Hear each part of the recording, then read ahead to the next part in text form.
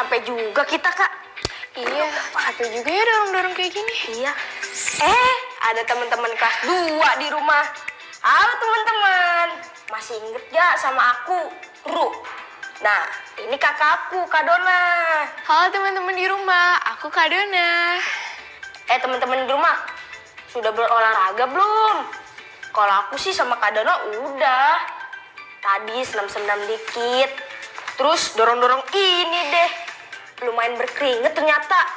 Teman-teman di rumah jangan lupa berolahraga ya. Yang ringan aja agar badan tetap bugar. Ru, coba kasih tahu teman-teman, kita lagi dorong-dorong apa nih? Oh iya, kita baru saja membeli air minum galon dan minyak nih teman-teman. Teman-teman pasti tahu dong, air dan minyak itu termasuk benda apa? Iya, bener. Air dan minyak termasuk benda cair. Wah, hebat. Lu udah tahu ya? Iya dong, Kak. Soalnya 2 hari kemarin kita kan sudah belajar tentang jenis-jenis benda cair dan juga sifat benda cair. Jadi agak ngerti-ngerti dikit gitu deh. Tunggu. Hari ini berarti hari apa ya, Kak? Ayo, hari apa? Coba diinget-inget, 2 hari lalu hari Senin. Kemarin hari Selasa. Berarti hari ini? Hari apa ya? Betul sekali, hari ini hari Rabu. Oh iya, hari Rabu. Nah, hari ini kita mau belajar apa nih, Kak? Masih tentang benda cair kan? Bener, Ru. Yuk, kita sama-sama dengar penjelasan dari narator berikut ini dulu. Hari ini kita akan belajar tentang kegunaan benda cair. Setiap benda cair yang ada di sekitar kita memiliki kegunaannya masing-masing. Bisa digunakan untuk minum, menggoreng, dan kegiatan lainnya. Perhatikan gambar ini. Ini adalah benda cair untuk kegiatan masak-memasak. Ini adalah benda cair untuk menyiram tanaman. Ini adalah benda cair untuk vitamin tubuh. Ini adalah benda cair untuk membersihkan tubuh. Dan masih banyak kegunaan benda cair lainnya. Wah, banyak sekali ya, Kak, kegunaan benda cair. Iya, dan bukan itu aja loh kegunaannya benda cair. Aku jadi makin gak sabar nih, Kak, buat belajar. Cepetan deh, masukin galon sama minyaknya ke dalam rumah. Nah, sambil Kak Dona dan Ru jalan ke rumah, teman-teman di rumah coba amati yuk. Lalu sebut, tulis, dan gambarkan benda cair yang sudah kamu gunakan hari ini.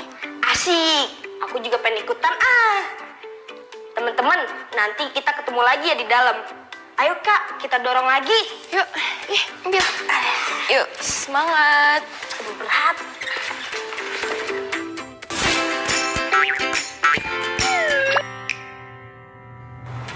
Nah, sudah selesai nih gambarnya, Kak. Sebutkan, tuliskan, dan gambarkan benda cair yang sudah kamu gunakan hari ini. 1, 2, 3. Air minum, air untuk mandi, dan minyak kayu putih. Wah, hebat. Ternyata Ru dan teman-teman di rumah sudah menggunakan banyak jenis benda cair ya hari ini. Oh iya, Kak Dona ada ide nih. Gimana kalau kita main tebak-tebakan gambar benda cair yang muncul? Lalu sebutkan kegunaannya yuk. Mau, Kak, mau? Oke, teman-teman di rumah juga ikutan ya. Pasti seru loh. Oke, siap ya. Gambar benda cair dan kegunaannya yang pertama adalah... Wah, aku ini pasti tahu nih, Kak. Sampo. Kegunaannya untuk mencuci rambut. Benar, jadi shampoo itu termasuk benda cair untuk mandi dan perawatan tubuh ya. Oke, lanjut ke gambar berikutnya ya. Oh, ini kecap, Kak. Biasa digunain Mama untuk bumbuin masakan. Biar tambah, sedap. Bener, Ru. Wah, ternyata kamu suka bantuin Mama masak juga ya. Hebat. Iya dong, karena aku suka masakan Mama. Nah, sekarang gambar terakhir nih. Mari kita lihat. Wah, kalau ini tuh aku tahu banget. Itu adalah cairan pembersih tangan. Benar, digunakan supaya tangan kita bersih dan terhindar dari kuman dan virus. Gambarnya sudah habis ya, Kak? Iya, tapi Kak Dona punya cerita yang masih nyambung dengan bahasan kita loh. Kita baca yuk. Ayo, Kak. Teman-teman, kita simak bersama ya ceritanya.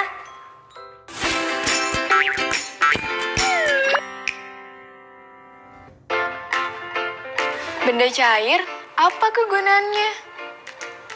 Ada beberapa contoh benda cair, seperti air, minyak, susu, dan teh. Benda cair apa yang ada di rumahmu? Benda cair tersebut memiliki berbagai macam kegunaan. Air digunakan untuk minum atau menyiram tanaman. Minyak digunakan untuk menggoreng. Ada juga benda cair yang digunakan untuk obat, seperti madu, minyak, dan alkohol. Kita tahu benda cair dapat meresap. Benda cair dapat meresap dengan mudah pada beberapa bahan, namun ada juga bahan yang tidak dapat menyerap air. Bahan yang menyerap air antara lain katun, kain pel, kaos, dan kertas. Bahan yang tidak dapat menyerap air antara lain logam, plastik, kaca, dan karet. Apakah semua benda cair bisa diserap dengan mudah? Tentu saja tidak. Benda cair itu memiliki kekentalan yang berbeda. Semakin kental bentuknya, maka akan semakin susah diserap. Minyak lebih kental daripada air. Jadi, minyak akan lebih susah diserap daripada air.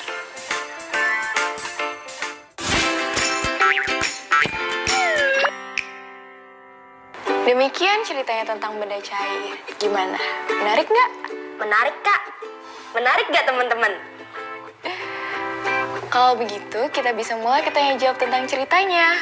Teman-teman di rumah juga sambil menjawab dan ceritakan ke orang tua, kakak, adik, atau siapapun yang ada di dekat kalian ya. Coba, sekarang Kak Dona tanya nih, apa sih judul cerita tadi? Judulnya benda cair, apa kegunaannya? Benar sekali, Ru.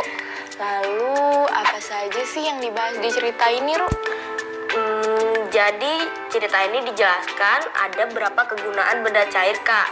Ada yang bisa digunakan untuk minum, mandi, dan menyiram tanaman. Berarti air untuk minum, mandi, dan menyiram tanaman itu sama nggak, Ru? Beda, Kak. Untuk mandi dan menyiram tanaman biasanya pakai air mentah.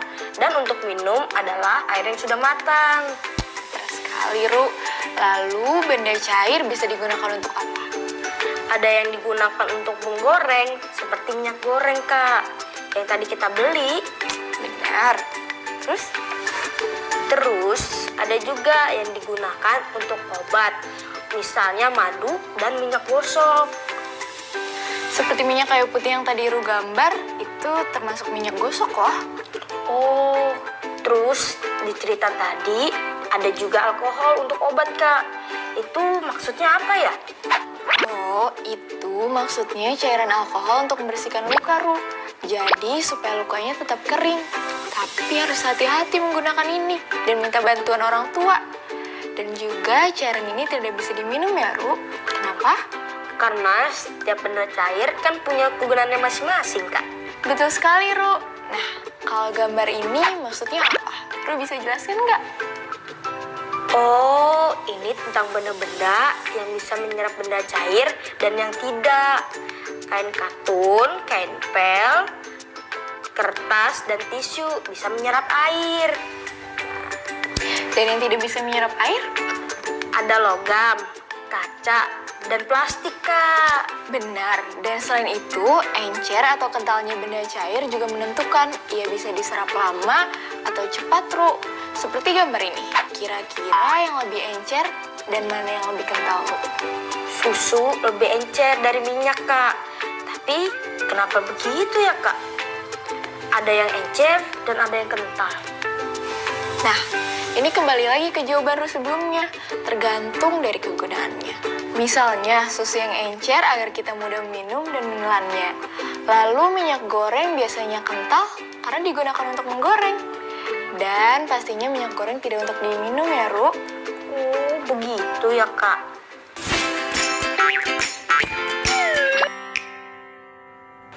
Ayo teman-teman, kita bacakan kelima kata yang muncul ini dengan lantang ya. Siap? 1, 2, 3. Atas, hari, akan, orang, semua. Hebat, Ru. Teman-teman di rumah juga hebat-hebat semuanya.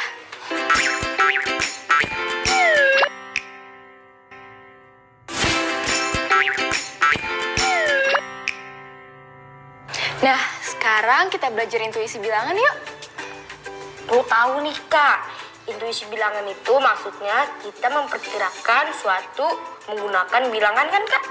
Iya benar. Ayo sekarang, Ru dan teman-teman di rumah boleh ikut kerjakan soal ini ya.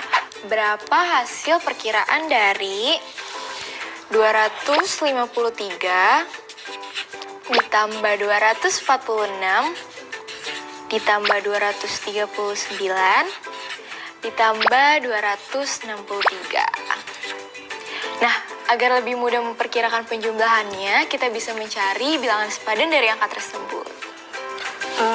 Bilangan sepadan itu angka bulat terdekat dari si angka itu ya Kak? Bener, Ru. Nah, ini Kak Dona contohin ya. Bilangan sepadan atau angka yang mendekati 253 adalah 250. Nah, coba kamu. Oh, aku coba ya Kak.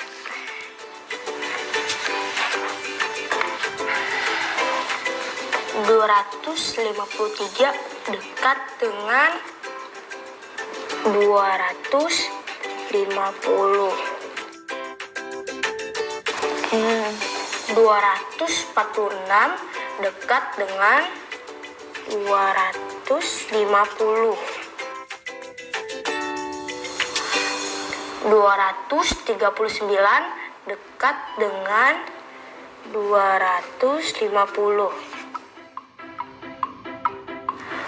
262 dekat dengan 250. Jadi diperkirakan 250 ditambah 250 ditambah 250 ditambah 250 sama dengan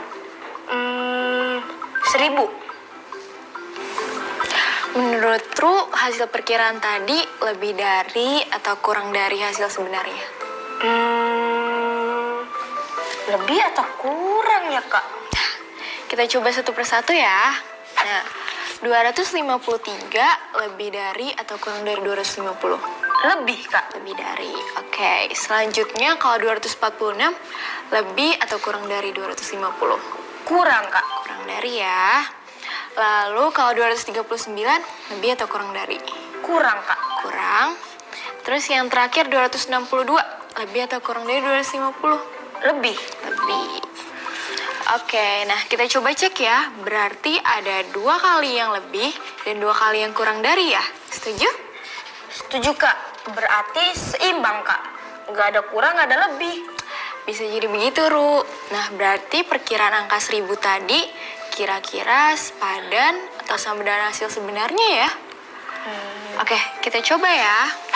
Jadi, penjumlahan 253 ditambah 246 ditambah 239 ditambah 262 kira-kira hasilnya adalah 1000. Yaitu bisa mendekati atau sepadan dengan hasil sebenarnya. Dan ternyata perkiraan tadi sama dengan hasil sebenarnya. Hore! Tapi diingat ya, dalam intuisi bilangan ini yang penting adalah cara kita mengiranya, bukan hasil sebenarnya. Ngerti Kak? Baiklah, Ru dan teman-teman, berarti kita bisa lanjut belajar menentukan pecahan 1/4 menggunakan kelapa. Mau nggak, Ru? Pakai kelapa Kak. Percobaan apa tuh? Mau tahu kan? Kalau begitu, mari kita ke ruangan laboratorium ala Ru dan Kak Dona. Ayo Kak. Yuk.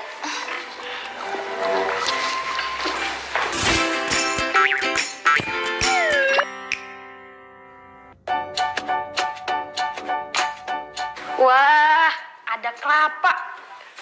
boleh diminum kan ini, Kak? Aku tuang ya. Tunggu dulu, Ru. Kelapanya kita gunakan untuk belajar dulu. Nanti kalau udah selesai, baru deh kita minum sama-sama. Gimana? Oke, Kak, siap. Nah, baik. Kita perhatikan sama-sama ya. Ini ada 4 gelas berukuran sama dan 1 buah kelapa. Kak Dona akan menuang air kelapa ke 4 gelas ini sama rata.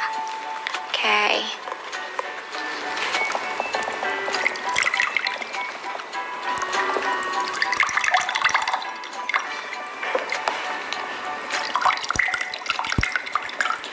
Dan yang terakhir. Oke. Gimana, Ru? Sudah sama rata kan semuanya? Sudah, Kak. 4-4-nya terisi sama rata. Nah, itu artinya banyak air kelapa dalam 1 gelas merupakan 1/4 dari air kelapa utuh. Atau bisa dibilang juga jika masing-masing 4 gelas ini disatukan, artinya itu adalah 1 air kelapa utuh. Kamu paham?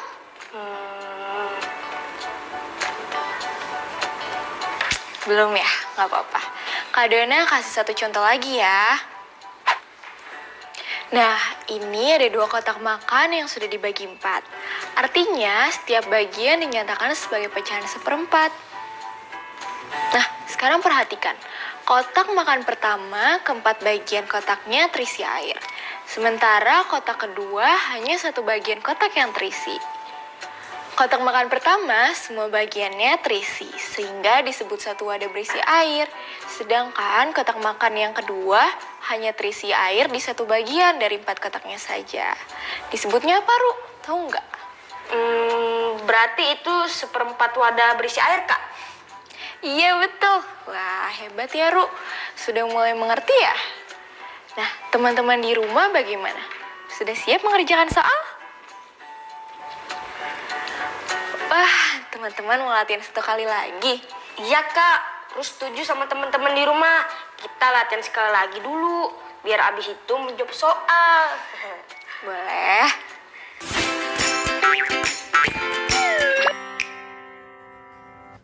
Nah, contoh kali ini adalah gelas. Kak Dona bagi gelas ini menjadi 4 garis. Sekarang kakak isi 1 garis yang paling bawah.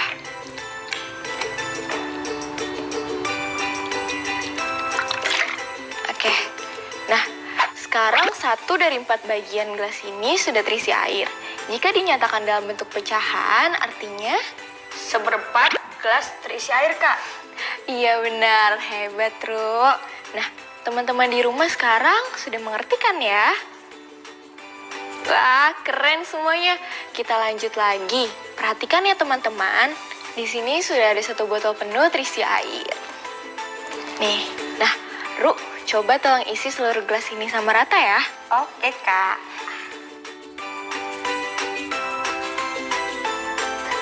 Sudah semua, Kak. Baik, terima kasih ya, Ru. Berarti sekarang isi dari 1 botol tadi sudah pindah ke 4 gelas ini. Pertanyaannya, isi 1 gelas ini sama dengan berapa bagian botol? Oh, Ru tahu, Kak. Karena tadi isi 1 botol ini dibagi rata menjadi 4 gelas. Jadi, isi 1 gelas ini sama dengan 1/4 bagian botol. Iya benar, 1/4. Wah, Ru hebat ya. Kamu sudah mengerti tentang 1/4. Teman-teman di rumah juga mengerti kan? Hebat, tepuk tangan semuanya. Nah, untuk menjawab soal, kita kembali ke ruang papan tulis yuk. Siap, Kak. Ayo teman-teman, ikuti ya. Seru nih, apalagi habis ini kita minum es kelapa. Hehehe. Ini dia saat yang kita semua tunggu-tunggu, latihan soal. Asik.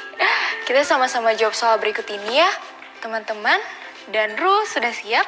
Siap, Kak. Oke. Pertama, lingkari wadah mana yang 1/4-nya terisi air. Menurut teman-teman yang mana? Kalau Ru pilih yang ini nih, nomor 2. Betul nggak, Kak? Coba kamu lingkari yang mana?